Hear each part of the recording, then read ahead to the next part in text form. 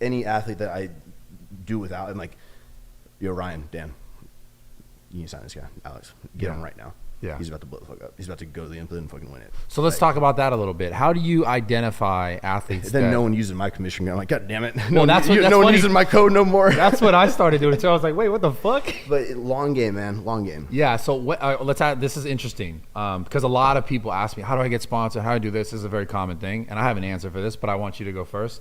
How do you identify, like you said, someone who's blowing up, or how do you identify someone who you can go, okay, you could see the value in them and like, what if I told you our number 2 selling female does about $120,000 to $200,000 a month in sales for athlete, 17K on Instagram? That's amazing. Yeah, I believe it. Trust me. People with like, I mean, 5, 6, 7 million on TikTok, active on the like. I fully get that. Views. I fully understand. That shit don't matter, man. Yeah. What matters is like, as like an owner, you have to spend the time to actually go and listen to them. How are they talking to the camera? How are they engaging? Are they reposting? Are they answering questions? Are they actually going deep? Right? Yeah. Are they going deep with it? And are they built like 500 strong committed followers? Take it any day over fucking a mil. Yeah. If it's just like for an ass or just because you're jacked or shredded or whatever. Yeah. Like, it's literally what I always say. It's like it's not about a number. It's about the connection with the audience. Yeah.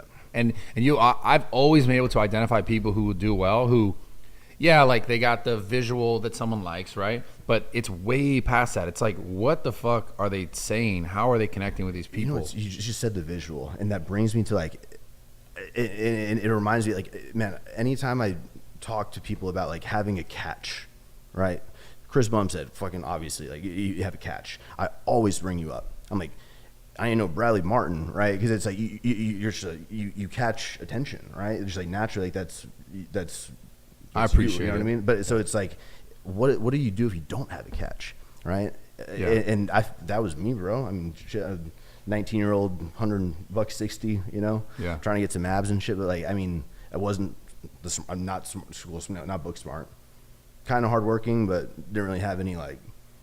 I mean, I had no plans really. I was just gonna go do health and fitness management. Yeah, and hopefully do a gym. Yeah, that's literally my life. Because this is the funny thing about us too, is that social media as it is today, and I say this a lot recently in videos, is social media as it is today did not exist like when we started it. No, bro. Like you couldn't make money from it just for fun. Well, yeah. I mean, bro, I remember getting on Instagram back in 2011 and I'd be like, go follow me on Instagram. They'd be like, what the fuck is Instagram? Mm-hmm. So like we definitely are part of creating a culture that is like, kids now are growing up who watched us 10 years ago, 6 years ago, and they're like, oh, I want to be a social media influencer and in the fitness space. You got to want to put content out to put content out. That's it. But I know for a fact we weren't like, oh, I'm gonna go do that and own a gym and own a clothing brand. We were just doing the shit we loved. Yeah, 100%. And this goes back to even this thing we're talking about earlier about the connection with the audience. Yep. But I find it so interesting now how kids are like, oh, I want to do that because like I see someone else do it. Let me put this persona on to kind of like, do this so I can get it. And that only will last so long.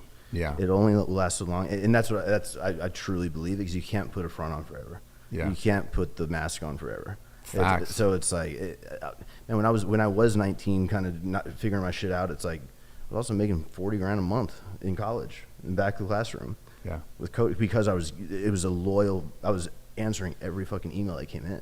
Yeah. I was calling people for their credit, for their credit cards, and getting their actually doing everything myself, and it was. And once I did that for like a year, I was like, Mom, Dad, look, I logged every single sale on a notebook. Right, I had a little Gymshark sticker on the front. Every day, here's my revenue for the day, and I have proof that I can sustain myself. Look, it's consistent. Yeah. Right now, I'm ready to go travel. I can't be here in school and do it. So here's my proof. Right, but it's now it's. I'm just gonna not give a fuck about it, so I'm just gonna try to go viral. It's it don't work like that. Yeah. You have that's not the real world at all. So it's I think that it's our responsibility to be able to let these this generation know it's you have to be able to balance both for as long as you fucking can, and until this one can actually take over. You have to prove it first. Don't just hope it's gonna happen.